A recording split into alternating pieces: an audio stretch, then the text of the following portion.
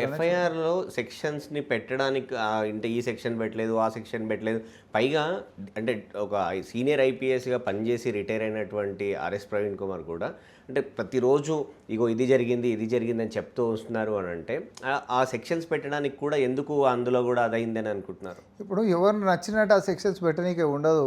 నాకు కలబడి పలాంది పెట్టేసి murder case పెట్టేసే రాదు అని అంటే మర్డర్ కేసు పెట్టేస్తారా ఏంది? అక్కడ first of all first information report అనేటటువంటిది అయిన తర్వాత కేసు విచారణ ప్రాథమికంగా చేసిన తర్వాత లేదు నిజంగానే ఇంకా ఎక్కువనే ఉంది, చేసినటువంటి క్రైమ్ ఇంకెక్కువ ఉంది ఉన్నటువంటి దానికంటే అంటున్నప్పుడు దాన్ని పెంచేటటువంటి ఆస్కారం చట్టంలోనే ఉంది. సో అట్లనే పెంచిండ్రు కూడా దీంట్లో కూడా.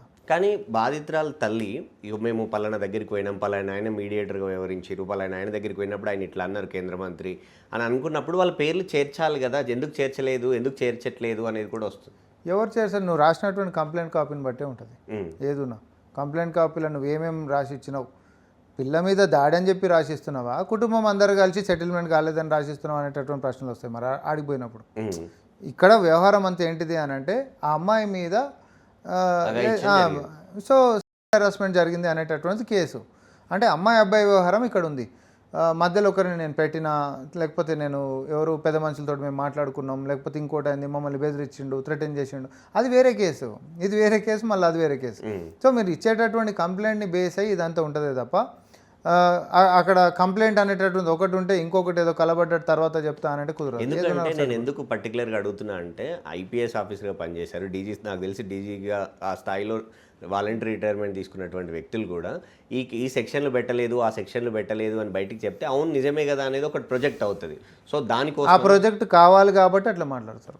అంతో ఎంతో పాత డిగ్రీ ఉంది కాబట్టి నన్నైతే గిట్లయితే నమ్ముతారు కాబట్టి ఆ మేక ముంగడికి వచ్చి అట్లా వదులుతారు. అంటే మొన్న ఆయన అంటే మీడియా రిపోర్టర్ లాగా లేకపోతే ఛానళ్ళ లాగా కూడా వీడియోలు కూడా చేసి పంపిస్తున్నారు. ఇప్పుడు ఆయన బాధ, ఆయనకి ఎగ్జిస్టెన్షియల్ బాధ ఆయనకు ఉంది. ఏనుగు మీద పోయి అసలు గడీలను గుల్లగొడతామని చెప్పినటువంటి వ్యక్తి గతంలో ఫామ్ హౌస్ గడీలక నిలబడిపోయాడు. ఆయన ఎగ్జిస్టెన్స్ గురించి ఆయన తాపత్రయం ఆయనకుంది. గతంలో పోలీస్ అధికారులు లెక్క చేసినాడు కాబట్టి ఇప్పుడు కనీసం నేను ఆ సెక్షన్స్ అన్న మాట్లాడితే నన్ను కొంచెం నమ్మేటటువంటి కొంతమంది సెక్షన్స్ ఉండకపోతారా అనేటటువంటి ఒక కొంత క్రెడిబిలిటీ ఉన్న ఆఫీసర్గానే అయితే ఉండేది. అంటే విమర్శలు ఉన్నోడు లేకపోతే మంచి ఉంటే చెడు అందరికీ ఎవరికైనా కూడా అట్లా అదే కమ్యూనిటీకి సంబంధించినటువంటి వాళ్ళని ఎన్కౌంటర్లు కూడా చేసిండు అనేటటువంటిది కూడా ఉంది కదా, హెరాస్లు చేసినటువంటిది కూడా ఉంది కదా. సో అదే గతం అది మనకు సంబంధం ఉన్నటువంటి వ్యవహారం కాదు. సో మిక్స్డ్ ఒపీనియన్ ఉంటున్నప్పుడు ఆయన ఇట్లా నేను ఇట్లా కాదు. ఆర్ఎస్ ప్రవీణ్ ఎవరు? బీఆర్ఎస్ పార్టీ నేత. మేము గట్లా చూస్తాం.